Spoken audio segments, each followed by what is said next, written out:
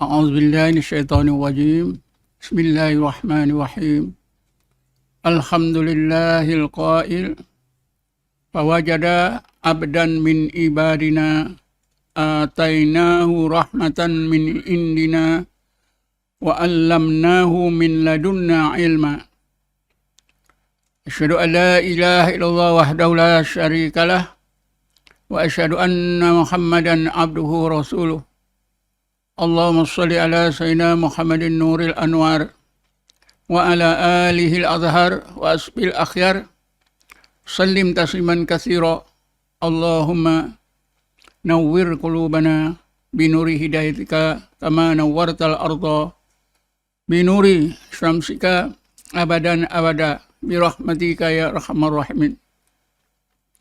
Sidang pendengar yang dirahmati Allah sekalian, alhamdulillah sekali lagi kita bertemu di udara, dan kali ini saya akan jelaskan dua perkara yang ada kaitannya dengan kuliah saya pada minggu lepas. Pertama, saya akan terangkan konsep ma'rifatullah, dan yang kedua saya akan jelaskan bagaimana kaedah untuk mendapatkan ma'rifatullah, atau lebih tepat lagi mujahadah yang mesti dilakukan oleh seseorang mukmin untuk mendapatkan ma'rifatullah. Inilah dua perkara yang saya akan terangkan dalam kuliah hari ini. Mengenai ma'rifatullah, saya mulakan dengan memberi pencerahan ayat 65 surah Al-Kahfi yang telah pun saya bacakan tadi. Saya bacakan sekali lagi. Bismillahirrahmanirrahim. Fawajada abdan min ibadina atainahu rahmatan min indina wa 'allamnahu min ladunna ilma. Ayat 65 surah Al-Kahfi ini Allah menceritakan pertemuan yang sangat penting antara Nabi Musa dengan Nabi Allah Khidir alaihissalam. Disebut oleh Allah, maka Musa alaihissalam menemui seorang hamba daripada hamba-hamba kami, iaitu Khidir alaihissalam, yang telah kami kurniakan kepadanya rahmat dari sisi kami. Wa 'allamnahu min ladunna ilma. Dan kami kurniakan kepadanya, kepada Khidir alaihissalam, ilmu min ladunna, daripada sisiku. Daripada ayat ini kita temuilah kalimah ladun. Daripada sinilah, dan kalimah ladun ini dihubungkan dengan ilmu yang Allah kurniakan kepada Nabi Khidir. Daripada sinilah timbul istilah ilmu laduni. Jadi ilmu laduni itu memang wujud dalam Islam, tidak boleh nak dinafikan.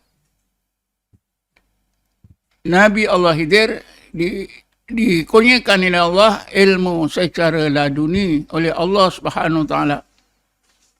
Dan biasanya ilmu laduni yang Allah lempahkan kepada seorang yang dikehendaki itu dilempahkan ke dalam hati, bukan ke dalam akal, tapi terus ke dalam hati. Jadi inilah dalil wujudnya ilmu laduni dalam Quran. Dalam hadis pun kita boleh temui di mana Rasulullah SAW bersabda, Man amila bima alima warasahullahu ilman ma lam ya'lam. Siapa yang beramal dengan ilmu yang ia tahu, nascaya Allah akan kurniakan kepadanya satu ilmu yang dia tak tahu. Ini jelas. Seseorang mukmin yang dikurniakan oleh Allah ilmu syariat, lalu diamalkan lama-kelamaan pada satu peringkat ikut kehendak Allah dengan rahmat Allah, maka orang tersebut akan dikurniakan oleh Allah satu ilmu yang lain terus ke dalam hati, iaitu ilmu laduni. Jadi, daripada ayat Quran dan hadis Nabi yang saya sebutkan, memang jelas bahawa dalam agama Islam ada apa yang disebut sebagai ilmu laduni. Kenapa dinamakan ilmu laduni? Sebab didatangkan oleh Allah terus ke dalam hati. Lawan daripada ilmu laduni ini ialah ilmu kasbi. Jadi, ilmu kasbi maknanya ilmu yang diusahakan oleh seseorang, dipelajari oleh seseorang, ya, seperti yang biasa kita ketahui, ilmu yang dipelajari oleh seorang di sekolah, di college, di universiti, ilmu yang didapati dengan membaca, ilmu yang didapati dengan mendengar sarahan-sarahan kuliah-kuliah, yang semuanya itu, ilmu itu pada akal. Jadi, ilmu yang diusahakan oleh seorang itu termasuk dalam kumpulan al-ilmu, al-ulum, al-kasbiyah. Berbagai ilmu yang diusahakan oleh hamba. Lawan daripada ilmu kasbi ini ialah al-ulum al-laduniyah atau al-ulum al-wahbiyah. Sama saja. Ilmu yang Allah secara langsung limpahkan ke dalam hati atau Allah kurniakan secara langsung ke dalam hati. Jadi dengan ini kita dapat tahu ya dengan jelas bahawa dalam Islam seorang mukmin itu boleh dapat ilmu dengan usaha, daya usaha mereka masing-masing. Siapa yang mempunyai IQ yang cerdas, akal yang cerdas, dia akan dapat banyak ilmu. Yang kurang cerdas akalnya, maka kuranglah. Ini ilmu kasbi. Tapi ilmu laduni ini ialah ilmu yang Allah kurniakan terus ke dalam hati. Sebab itu dinamakan laduni, sebab ilmu laduni ini bukanlah ilmu yang boleh disampaikan oleh seseorang atau diusahakan oleh seseorang, kerana ilmu laduni ini datang terus daripada Allah Subhanahu wa Ta'ala. Jadi sesudah kita dapat mengetahui dua jenis ilmu, kasbi dan laduni, maka hendaklah kita ketahui seterusnya, ilmu laduni ini sebenarnya dikenali dengan berbagai istilah. Bukan satu istilah saja. Ya. Berbagai istilah. Ilmu laduni ini juga dikenali dengan al-ulum al-mukasyafah, al-ilmu al-kasfiyu, ilmu kasyaf. Jadi ilmu kasyaf itu juga ilmu laduni. Keduanya, ilmu laduni ini dikenali juga dengan ilmu hakikat. Kenapa dinamakan ilmu hakikat? Kerana makrifah, kerana laduni itu mengenai hakikat. Mengenai ilmu yang berkait dengan hakikat. Sebab itu ilmu laduni dikenali juga dengan istilah ilmu hakikat. Yang ketiganya, ilmu laduni juga dikenali sebagai ilmu ihsan. Ihsan seperti yang Rasulullah sebut, al-ihsan an ta'budallaha ka'annaka tarahu fa in lam takun tarahu fa innahu yaraka. Ihsan itu ialah anda beribadat kepada Allah seolah-olah anda melihatnya. Jika anda tidak lagi seolah-olah melihatnya, sesungguhnya anda akan terasa bahawa Allah sentiasa memantau melihat diri anda. Ini dalilnya, ini buktinya bahawa ilmu laduni juga dikenali sebagai ilmu hakikat.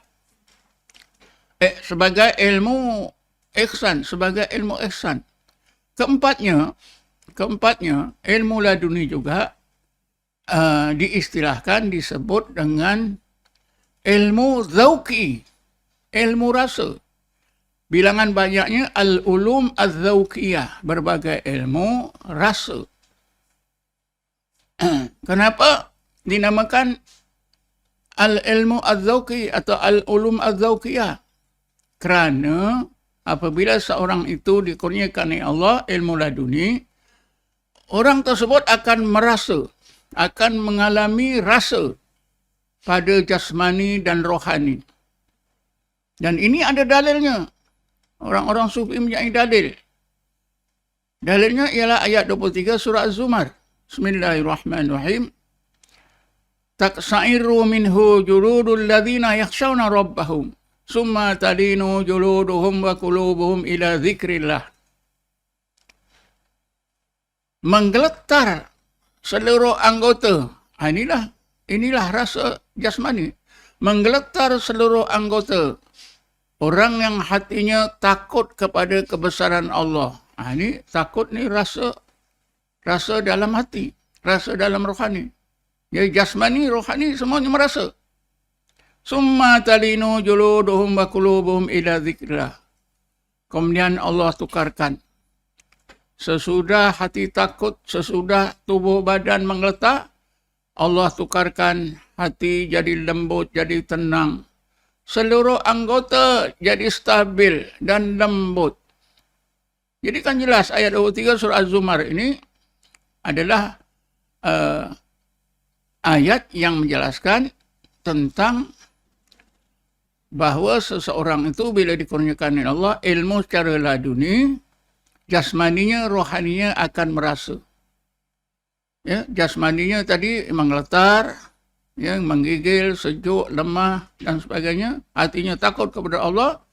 Lepas itu Allah tukarkan kepada hatinya tenang, anggotanya jadi lembut, anggotanya juga jadi stabil, hilang lemah, hilang menggetar. Jadi karena itulah ilmu laduni ini yang keempatnya dikenali sebagai ilmu az-zauqiyah, al-ulum az-zauqiyah, al-ilmu az-zauqi. Yang kelimanya, ilmu laduni ini juga dikenali sebagai ilmu wahbi. Ilmu wahbi. Wahbi itu artinya kurniaan. Sama dengan makna laduni. Ya. Cuma wahbi ini daripada wahaba, yahibu artinya pemberian. Kenapa dinamakan ilmu wahbi? Kerana ilmu ini didatangkan terus oleh Allah ke dalam hati. Bukan diusahakan. Misalnya, Sayyidina Ali bila ditanya oleh sahabat, macam mana engkau boleh dapat ma'rifatullah, ya Ali? Maka Sayyidina Ali menjawab, araftullah billah. Aku dikurniakan oleh Allah ma'rifatullah kerana Allah sendiri yang memberi. Jadi kerana itu dinamakan juga yang kelimanya tadi ilmu laduni itu dengan istilah ilmu wahbi. Begitu juga ilmu laduni ini juga dikenali sebagai al-ilmu ilmul qalbi, al-ulum al-qalbiyah. Kenapa dinamakan ilmu qalbi? Karena ilmu ini tempatnya di hati, bukan di akal. Sebab itulah Rasulullah kata, al-ilmu ilmani. Ilmu itu ada dua. Ilmun sabitun fil qalbi. Ilmu yang pertama ialah yang tetap dalam hati. Inilah ilmu laduni dalam hati. Fadzaka ilmu nafi. Jadi dengan sendirinya juga, ilmu laduni ini dikenali juga dengan ilmu nafi atau ilmu hati. Ilmu laduni ini juga ikut Quran, menurut Quran dikenali dengan ilmu yakin. Seperti yang Allah sebut dalam surah At-Takatsur. Bismillahirrahmanirrahim. Kalla law ta'lamuna ilmal yakin latarawunnal jahim. Wahai golongan manusia yang gilakan dunia, asyik mengumpul harta siang dan malam tanpa menghiraukan kehidupan akhirat. Kalaulah sekiranya kamu mempunyai ilmu yakin, lau ta'lamuna ilmal yakin, nascaya kamu akan nampak neraka. Kalla lau ta'lamuna ilmal yakin la tarawunnal jahim. Jadi ilmu yakin itu juga dimaksudkan dengan ilmu laduni. Ilmu hati, ilmu nafi, ilmu kasyaf, ilmu wahbi, dan begitulah seterusnya. Ilmu laduni ini akhir sekali dikenali dengan istilah ma'rifah. Ma'rifah itu adalah ilmu laduni. Karena itu ma'rifah itu kurniaan daripada Allah. Tidak boleh dipelajari seperti yang didakwa oleh kumpulan orang-orang Islam yang belajar ilmu hakikat insan, rahsia insan, ilmu mengenal diri. Ini tak akan sampai kepada ma'rifah. Sebab ma'rifah itu adalah ilmu laduni. Datangnya terus daripada Allah ke dalam hati. Kalau dipelajari, diterangkan oleh guru seperti yang dipelajari oleh kumpulan-kumpulan orang-orang Islam yang belajar ilmu hakikat insan, rahsia diri, itu semua didengar oleh telinga, ini pada akal. Jadi pada akal bukan ilmu laduni. Ilmu laduni tempatnya di hati. Jadi sebab itulah kita dah dapat kita dah dapat memahami apa yang dimaksudkan ilmu laduni itu. Rupa-rupanya ilmu laduni itu dikenali dengan berbagai istilah lain, bukan satu saja. Yang penting sekali ialah makrifah. Makrifah itu adalah ilmu laduni. Itulah juga ilmu kasyaf. Kenapa dimakan ilmu kasyaf? Karena untuk dapatkan ilmu ini, Allah kasyafkan terlebih dahulu berbagai hijab. Hijab apa? Yang menutupi, yang melindungi pandangan hati, pandangan roh. Seperti yang Allah firmankan dalam Quran, surah Qaf, Bismillahirrahmanirrahim. Laqad kunta fi ghaflatin min hadza, fakasyafna anka ghita'aka, fabasarukal yawma hadid. Sesungguhnya kamu telah lupa daripada peringatan Allah Subhanahu wa taala. Maka kami fakasyafna anka ghita'aka. Maka sekarang kami kasyafkan berbagai hijab, berbagai ghita', berbagai dinding, berbagai tabir yang menutupi pandangan kamu. Maka pandangan kamu ketika itu sangat tajam. Jadi dinamakan ilmu kasyaf karena untuk mendapat ilmu ini dikasyafkan oleh Allah SWT. Contoh yang jelas, orang mukmin yang dikurniakan oleh Allah ilmu kasyaf dengan dikasyafkan berbagai hijab yang melindungi pandangan hati, pandangan roh mereka ialah ayat 190 surah Al-Imran. Bismillahirrahmanirrahim.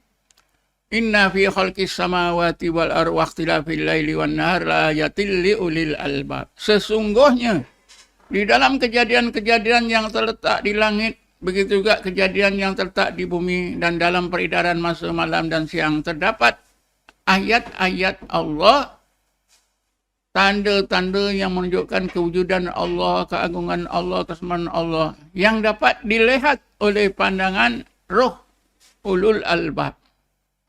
Ini bermakna ulul albab, ya. Dengan jelas ulul albab dapat melihat ayat-ayat Allah yang tersirat di dalam semua kejadian atau yang berada di alam malakut, kejadian di langit dan di bumi.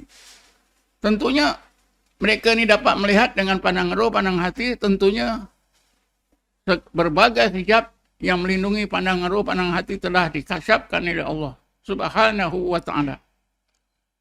Karena itulah, maka golongan ulul albab dapat melihat ayat-ayat Allah yang tersirat dalam semua kejadian.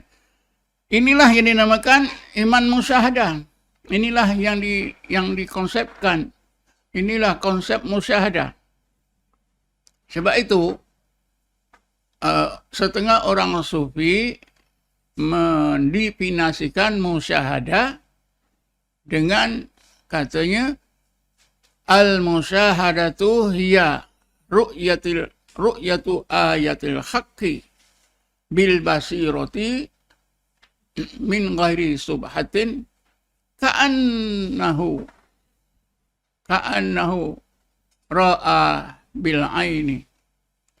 Musyahadah itu ialah melihat ayat-ayat Allah, ya, yang tersirat dalam semua kejadian dengan pandangan hati atau pandangan roh, dengan jelas tanpa ada keraguan, seolah-olah orang tersebut memandang ayat-ayat Allah itu dengan pandangan mata kepala.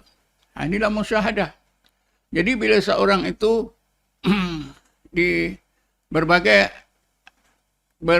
hijab yang menutupi pandangan hati, pandangan rohnya dikasyafkan oleh Allah, maka pandangan hati, pandangan roh akan nampak rahsia-rahsia Allah yang tersirat dalam semua kejadian. Ketika itulah ya, ilmu yang ada pada orang tersebut ditingkatkan oleh Allah kepada ma'rifatullah. Jadi kita dapat tahu juga makrifat itu ialah peningkatan daripada ilmu. Ya. Kalau kita tengok setengah keterangan yang diberi oleh ulama tasawuf untuk memberi faham kepada orang ramai, antaranya ialah disusun, diperlihatkan ranking ilmu. Yang pertama, di bawah sekali ilmu, ada akal. Atas ilmu, al-fahmu, kepahaman. Maknanya, al-fahmu itu lebih baik berbanding ilmu. Al-fahmu. Sebab, bukan semua ilmu dapat dipahami. Ya, seseorang belajar banyak ilmu, yang dipaham sebahagiannya. Jadi, di atas ilmu ialah al-fahmu. Di atas al-fahmu ialah makrifah. Jadi makrifah ini yang tertinggi sekali. Ya. Ilmu, al-fahmu, al-makrifatu. Dan makrifah itu letaknya di dalam hati. Jadi kita nampak ya di sini konsep makrifah, konsep ilmu laduni, konsep ilmu hakikat, konsep ilmu ihsan, konsep ilmu wahbi, dan konsep ilmu mukasyafah. Sekarang, sesudah kita ketahui sepintas lalu apa yang dimaksudkan ilmu laduni dan istilah-istilah lain yang mempunyai makna yang sama, maka sekarang kita pergi kepada aspek yang kedua yang saya janjikan tadi, yang saya nak terangkan, yaitu bagaimana cara yang mesti dilalui oleh seorang mukmin untuk mendapatkan ilmu laduni atau ma'rifatullah ini. Dalam kuliah yang lepas, telah saya sebutkan, ya, kata-kata Imam Ghazali. Jadi pada sisi ini saya nak sebutkan sekali lagi, ya, apa kata Imam Ghazali berkaitan dengan kaedah mendapatkan makrifah atau ilmu laduni atau ilmu hakikat atau ilmu hati atau ilmu nafi' dan sebagainya tadi. Kata Imam Ghazali,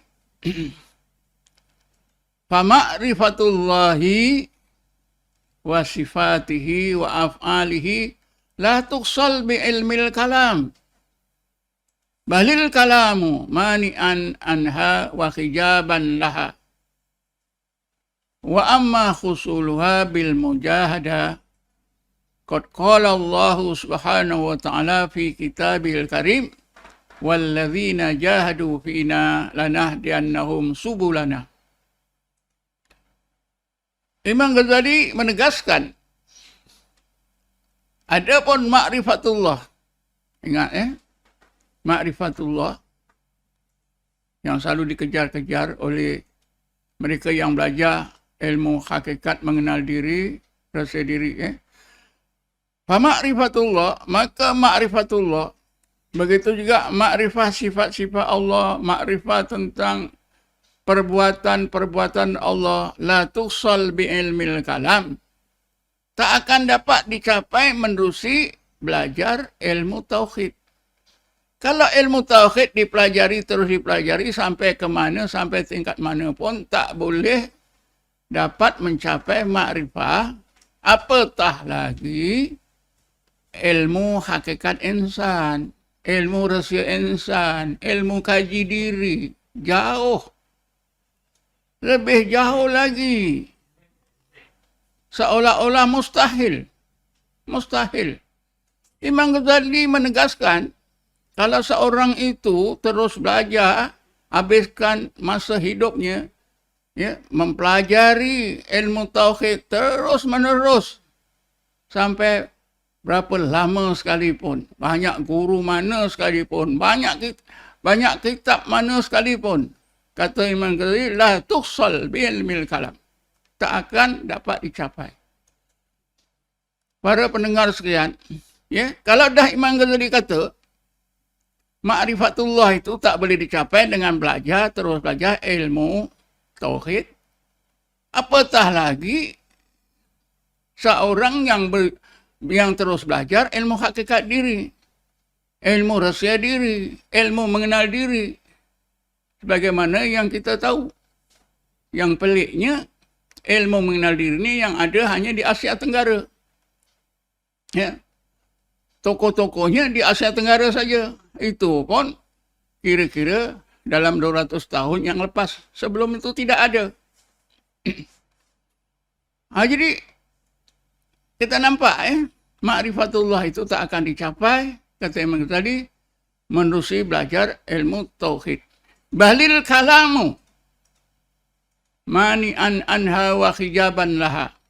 Bahkan kalau seorang itu terus belajar ilmu tauhid, maka orang tersebut akan terhijab daripada ma'rifatullah, terhalang daripada ma'rifatullah. Kalau belajar ilmu tauhid boleh menghalang ma'rifatullah, apatah lagi seorang yang belajar ilmu hakikat insan, ilmu rahsia insan, ilmu mengenal diri. Tentulah lebih tak terdaya. Jadi kalau kita simpulkan, kalau ilmu tauhid itu dipelajari setakat mana tingginya sekalipun tak akan tercapai ma'rifatullah, begitulah juga seorang yang belajar ilmu hakikat insan, kaji insan, kena mengenal diri, sampai bila-bila pun terhalang, tak akan dapat mencapai ma'rifatullah. Lalu Imam Ghazali menegaskan seterusnya, wa amma khusuluha. Adapun untuk mendapatkan ma'rifatullah itu. Ini cuba dengar masing-masing. Siapa yang belajar ilmu hakikat, ilmu mengenal diri, ilmu rahsia diri, ilmu kaji diri. Cuba dengar baik-baik apa kata Imam Ghazali. Wa amma khusullah. Adapun untuk mendapatkan ma'rifatullah, ya, bil mujahadah. Jalannya ialah dengan melakukan mujahadah yang khusus. Apa alasan Imam Ghazali? Imam Ghazali kata, Allah sudah tentukan begitu di dalam Quran. Allah berfirman, Bismillahirrahmanirrahim, walladzina jahadu fina lanahdiyannahum subulana. Dan mereka yang bersungguh-sungguh bermujahadah fina, untuk fina dalam jalan mengenal kami, jalan agama kami, nescaya kami akan hidayatkan jalan-jalan agama kami. Ulama tasawuf menjelaskan ayat ini dengan penjelasan yang khusus berpandukan kepada apa yang ditafsirkan oleh Abdullah bin Abbas, seorang sahabat yang terkenal di bidang tafsir, Abdullah bin Abbas. Menurut apa yang diterangkan oleh ulama tasawuf, walladzina jahadu fina itu ialah walladzina jahadu fi ma'rifatina.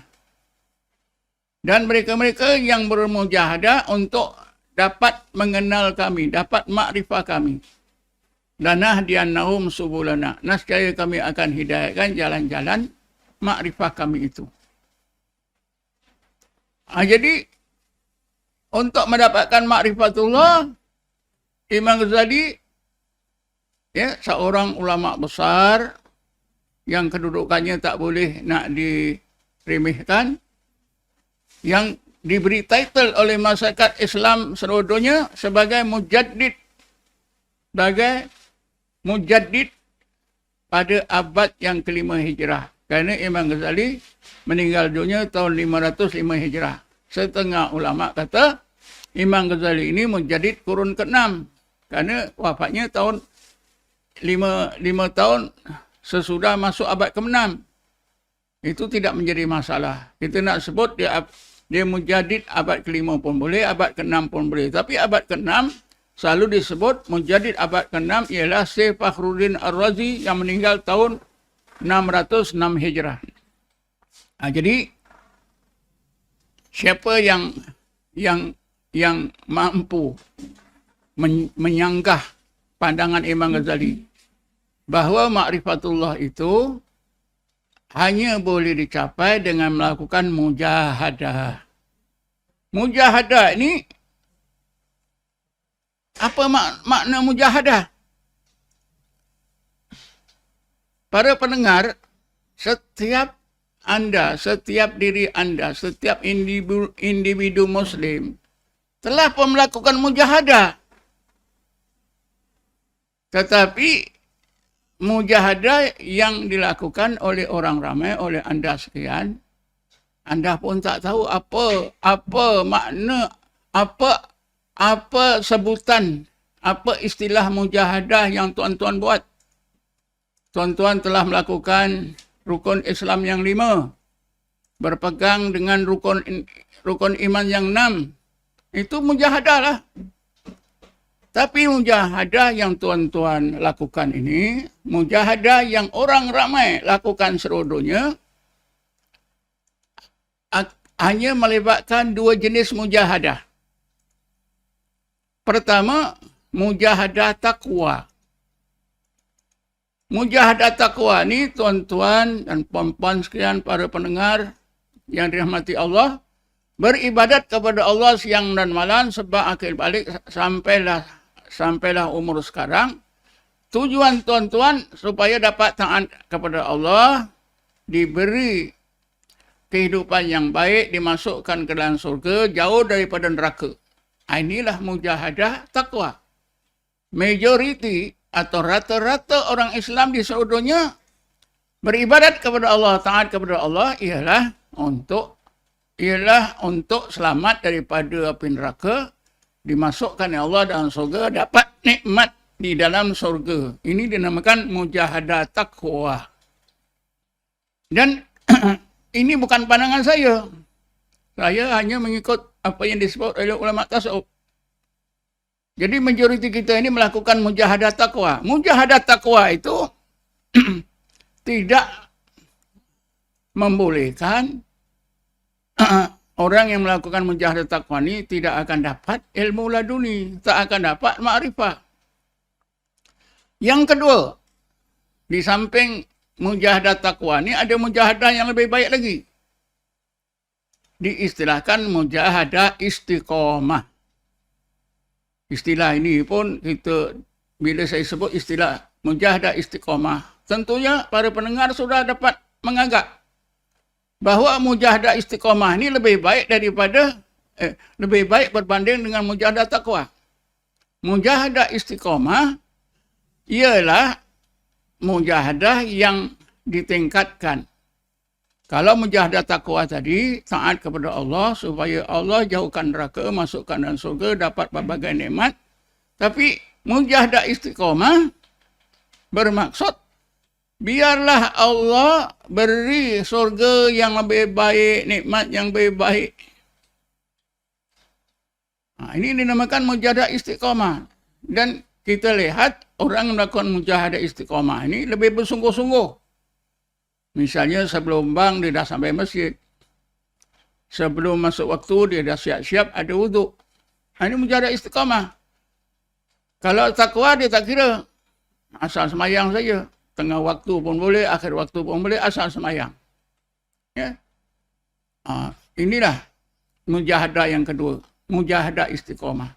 Mujahadah istiqamah juga bila dilakukan tak boleh dapat kurniaan daripada Allah, ma'rifatullah. Jadi apa yang dilakukan oleh masyarakat Islam di dunia, dua jenis mujahadah. Mujahadah taqwa dan mujahadah istiqamah. Mujahadah ini, kedua-dua mujahadah ini tidak akan dapat kurnia daripada Allah, ilmu laduni.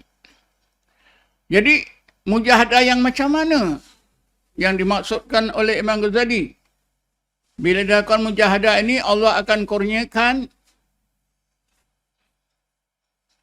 ma'rifatullah atau ilmu laduni, atau ilmu wahbi, atau ilmu hakikat, atau ilmu hati, atau ilmu yakin, atau ilmu nafi dan sebagainya. Jawapannya ialah mujahadah al-kasfi wal ittila'i. Mujahadah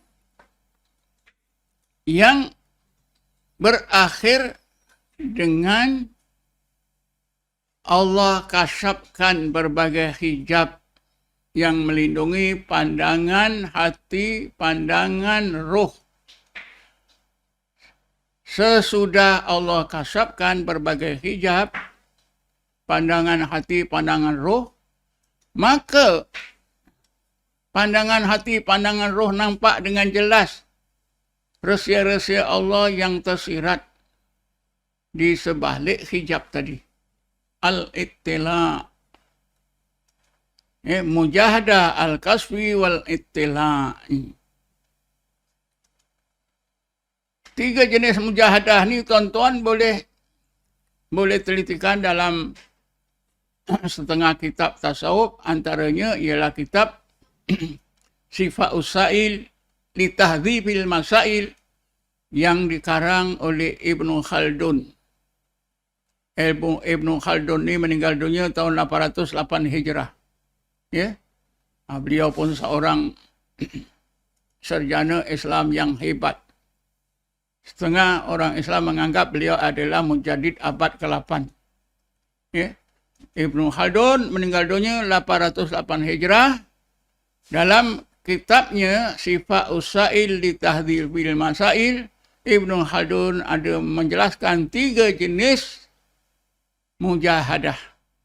Jadi mujahadah yang ketiga yaitu mujahadah al-kasfi wal ittila'i, bila dilakukan insya-Allah dengan kehendak Allah, rahmat Allah, orang tersebut akan dikurniakan ilmu laduni, ilmu mukasyafah atau ma'rifatullah.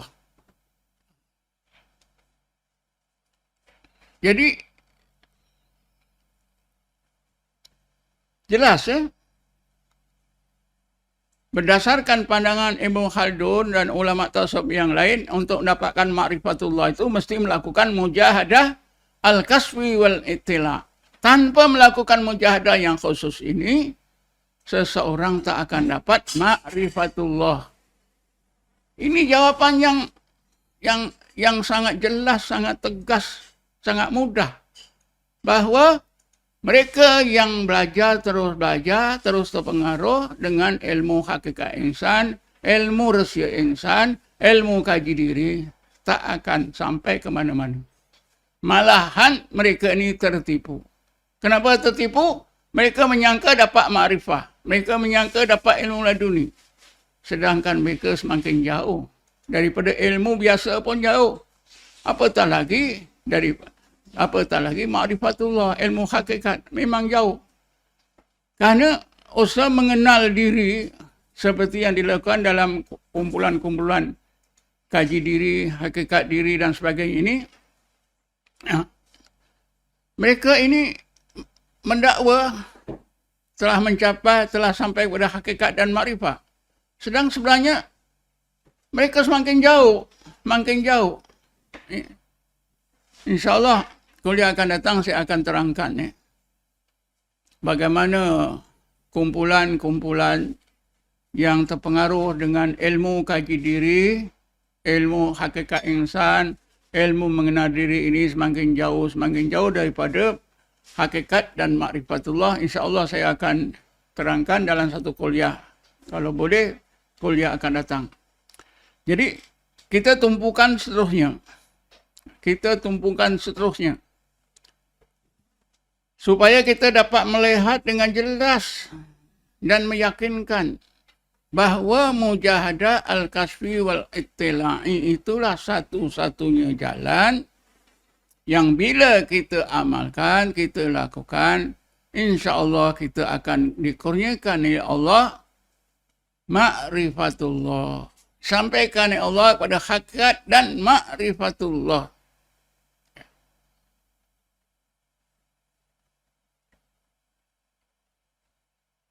Imam Ghazali ada menggariskan berbagai syarat seseorang yang melakukan mujahadah al-kasfi wal ittila'i. Kalau para pendengar telitikan dalam kitab Ikhya pun ada. Dalam Rasail Ghazaliyah pun ada. Jadi saya sebutkan dah syarat-syarat, garis-garis kasar yang Imam Ghazali sebutkan seseorang yang melakukan mujahadah al-kaswi wal ittila' ni.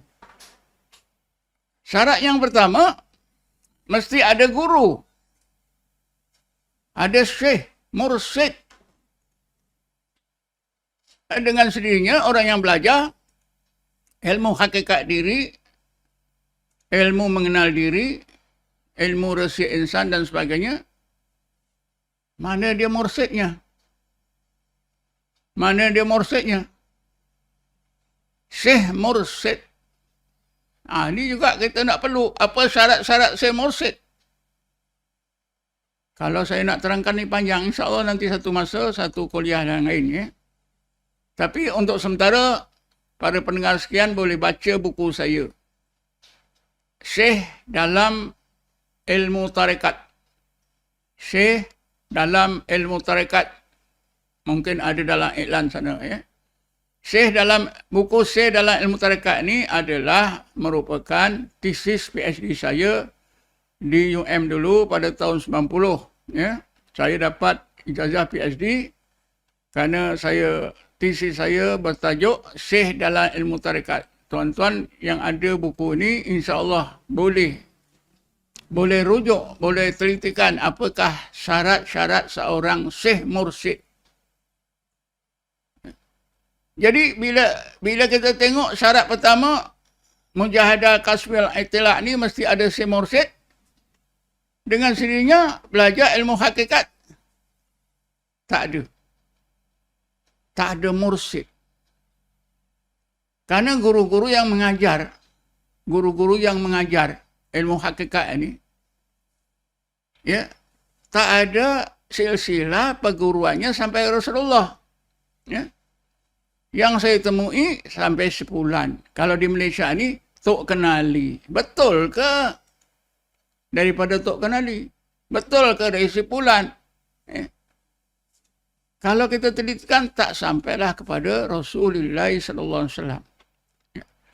Jadi syarat yang pertama, mujahadah kasfil itilak ni mesti dipimpin. Wajib, kata Ibn Khaldun. Wajib ada si mursyid. Tanpa ada si mursyid tidak boleh dilakukan mujahadah al-kasfil wal itilak. Yang kedua mesti ada zikir. Ini satu lagi fakta, ya. Mesti ada zikir. Orang yang belajar ilmu hakikat diri, rahsia diri, mengenal diri, ya, ada zikir ke? Ada zikir ke? Tak ada. Kalau ada zikir, tarekat apa yang diamalkan? Ya. Malahan mereka ini bila dah belajar ilmu hakikat insan, rahsia insan, mereka rendah-rendahkan ilmu tarekat. Antara lain, mereka kata tarekat ni jalan. Berjalan saja. Sampai bila nak sampai hakikat? Berjalan saja. Tarik. Jalan di atas jalan. Berjalan saja. Tidak seperti orang yang belajar ilmu hakikat. Terus sampai ke dalam hakikat. Duduk dalam hakikat. Senang. Ini sebenarnya ungkapan-ungkapan mereka yang menipu diri mereka sendiri. Ya. Malahan saya sendiri pernah mendengar daripada guru-guru yang ajar ilmu hakikat diri ini. Orang tarekat ini berjalan di roundabout.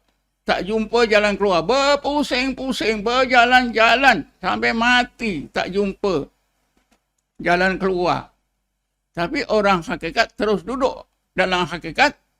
Macam seorang itu terus duduk dalam rumah, tinggal makan, minum. Orang dalam rumah tak bekerja, makan, minum saja. Di sini ditafsirkan bila duduk dalam hakikat, semua taklif gugur, tak payah sembahyang, tak payah puasa. Tapi ada setengah guru-guru yang ajar ilmu hakikat diri ini mengingatkan, ya. Karena masyarakat dah mula menolak kerana mereka tak buat apa yang Allah suruh, maka setengah guru-guru yang mengajar hakikat ini dia gunakan ungkapan, ya. As-syari'atu bila al-haqiqatu bila syari'atin batilatun. Hakikat tanpa ada syariat batal. Jadi ada setengah guru menekankan walaupun kita sampai pada ilmu hakikat, belajar hakikat, kita wajib sembahyang. Tujuannya apa? Supaya orang ramai percaya. Tapi macam mana pun mereka tak akan sampai. Sebab tak ada zikir. Tak ada zikir. Bila tak ada zikir, macam mana hati nak hidup? Macam mana hati nak bercahaya? Rasulullah bersabda, Masalul ladzi yadhkur rabbahu wal ladzi la yadhkur rabbahu kamasalil hayyi wal mayyit. Bandingan orang yang mengingati Tuhannya Allah dengan orang yang tidak mengingati Tuhannya Allah seperti orang yang hidup dengan orang mati. Ya, orang yang belajar hakikat ni tak ada zikir. Memang tak ada zikir. Saya hampir setahun ikuti kelas, ya, kitab rahsia insan. Memang tak ada zikir. Malahan guru yang ada itu sekali dihentam tarekat teruk-teruk. Saya dah belajar tarekat itu, tarekat ni. Saya menjadi pemarah. Ada pula dia belajar tarekat jadi pemarah. Itu berarti dia tak belajar. Sebab orang-orang tarekat ni jadi lembut hati. Guru-guru tarekat ni kasih sayang. Mencontohi perangai Rasulullah. Mencontohi perangai para masyaikh yang ada dalam silsilah. Jadi kalau dia dah kata saya dah ikut macam-macam tarekat. Bukan jadi lembut hati saya jadi pemarah. Ada syaitannya masuk. Ini semua saya dengar, bukan fitnah. Jadi syarat yang kedua mesti ada zikir. Kemudian begitulah syarat-syarat yang lain ya. Kalau saya terangkan semua ada belas-belas ya. Yang penting saya pikir tak perlulah. Cuma itu yang asas ya. Selain daripada itu mesti ada ilmu, mesti menuntut ilmu, mesti berpegang pada Quran dan Sunnah dan sebagainya. Jadi kita perlu sekarang ini nak melihat bagaimana mujahadah al-kasfi ini bila dilakukan oleh seseorang. Kata Ibn Khaldun dalam kitabnya Sifatus Sa'il li Tahdhibil Masail, bila seseorang melakukan mujahadah kasfi wal ittila'i di bawah pimpinan Syekh Mursyid, ya, dengan terus berzikir, duduk di satu tempat, ya, dalam keadaan uzlah dan khalwat, maka orang yang melakukan mujahadah al-kasfi wal ittila' ini, kata Ibn Khaldun, akan mengalami dua proses yang berlawanan. Dua proses pada diri zahir dan batinnya, pada jasmani dan rohaninya yang berlawanan.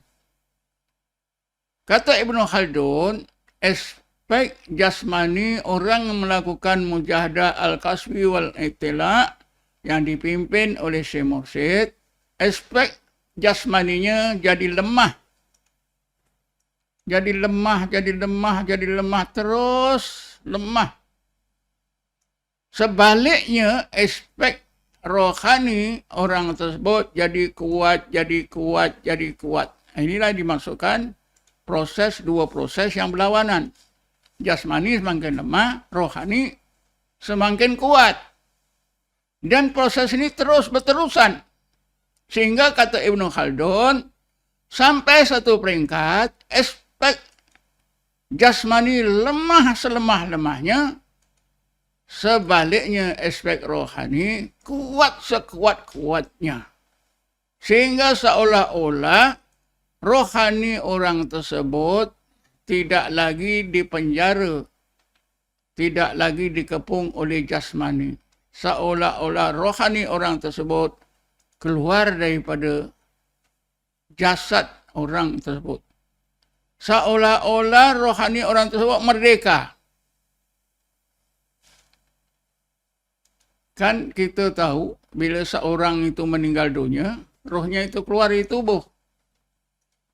Tetapi orang melakukan mujahadah kasfi wal ittila' juga rohnya keluar dari tubuh. Rohnya tidak lagi dipenjara oleh tubuh badannya. Maka ketika itu kata Ibn Khaldun, orang tersebut boleh dipanggil, boleh disebutkan sebagai insanun ruhiyun. Insanun ruhiyun. Manusia yang roh semata-mata walaupun ada jasad. Sebab jasadnya tidak lagi mengungkung, tidak lagi memenjara roh. Rohnya sudah bebas keluar. Ketika itulah, ketika roh ni keluar daripada tubuh badan, ketika itulah itulah namakan fana. Itulah namakan fana. Ya, apa yang difanakan fana ketika pertama sekali pendengaran hilang. Kedua, penglihatan pun hilang. Tak ada lagi penglihatan. Mata kepala dah tak nampak lagi. Ya. Kemudian daya dan kekuatan juga hilang. Daya dan kekuatan juga hilang. Semua hilang. Ini dinamakan fana. Ya. Karena orang tersebut, roh orang tersebut telah seolah-olah keluar daripada tubuh, Dan inilah yang disebutkan mati sebelum mati. Jadi ketika itu tentulah pandangan roh itu jelas. Nampak resi-resi Allah yang tersirat dalam semua kejadian yang di langit dan di bumi. Seperti yang Allah sebut dalam ayat 190 surah Al-Imran tadi.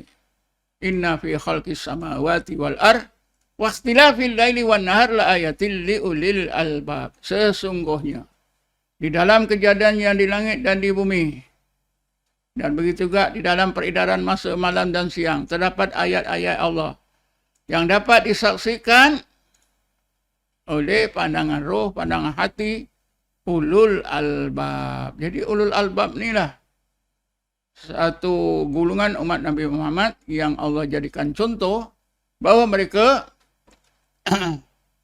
telah dikurniakan oleh Allah kekuatan rohani. Roh mereka seolah-olah keluar dari tubuh mereka.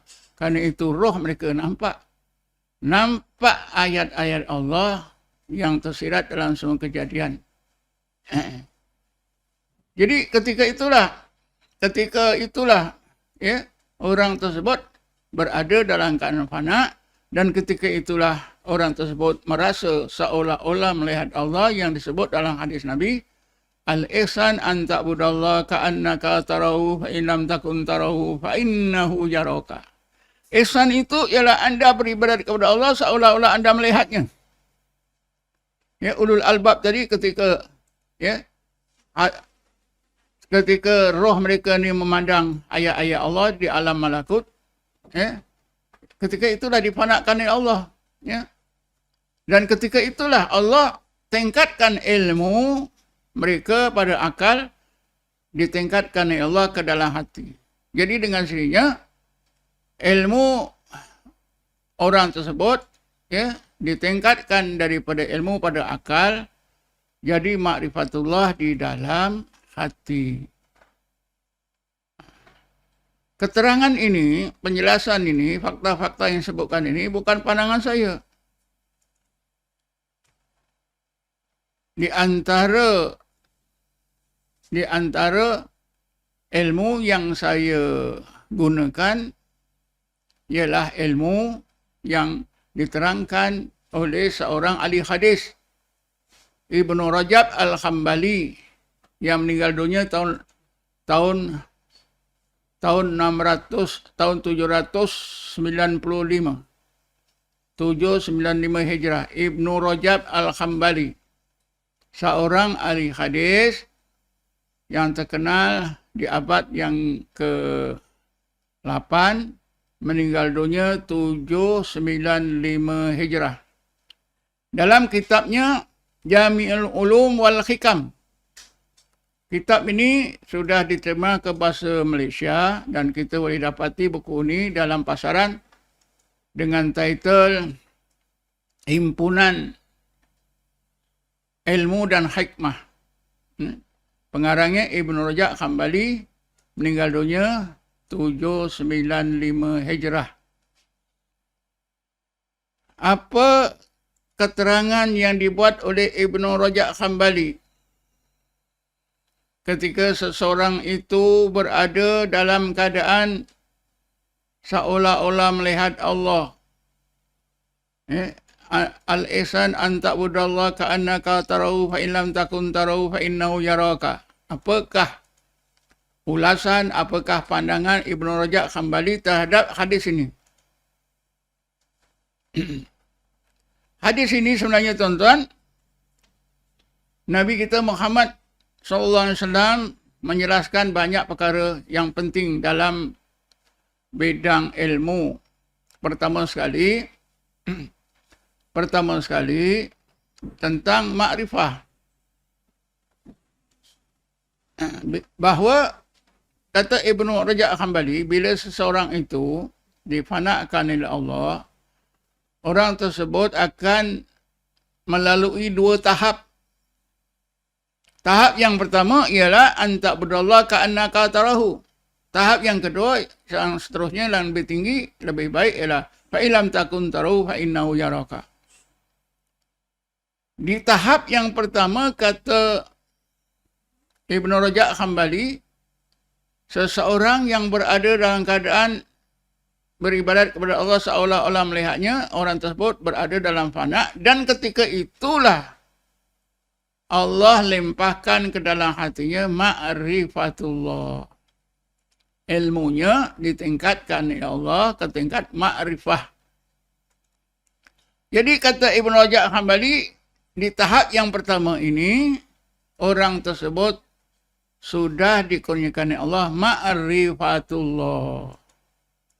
Jadi bagaimana orang yang belajar ilmu hakikat diri, mengenal diri, ya, boleh dapat makrifah. Ya. Sedangkan untuk dapat makrifah itu mesti melakukan mujahadah al-kaswi al-itila', akan melalui proses seperti yang disebutkan tadi. Bila sampai betul-betul ke tingkat itu, ke tingkat ihsan, seolah-olah melihat Allah, difanakan oleh Allah, maka kata Ibn Rajab Hambali, orang tersebut ilmunya ditingkatkan oleh Allah daripada ilmu kepada ma'rifah. Maka orang tersebut, kata Ibn Rajab Hambali, bolehlah dipanggil dengan panggilan Al-Arif. Kenapa Al-Arif? Karena telah dikurniakan oleh Allah ma'rifah.